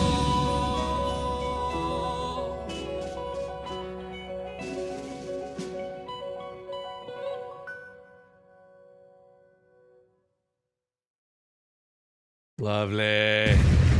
Oh. That's it.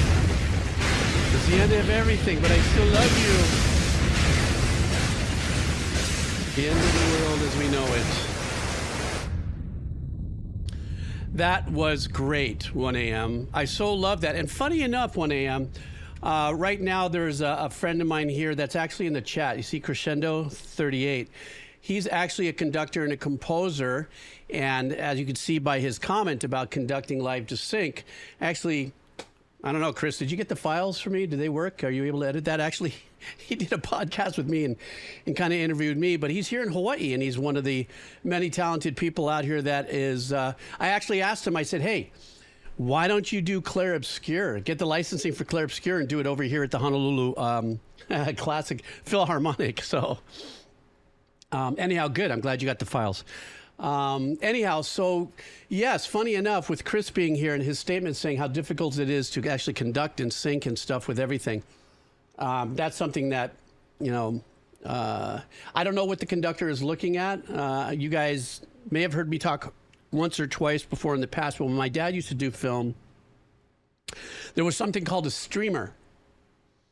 And you'd look at the giant, you know, screen in front of you, very much, not as big as this one, obviously. Like if you're a Paramount and he's conducting score work for a specific scene with a specific time, instead of it coming in like with a SMPTE track, a click track or anything, literally my dad would have the tempo in his head and then you would see just a streamer come through. Literally you're watching it and then a red stream would just go and you had to be in by the time that streamer got there, and then you had to be out by the time that streamer was out.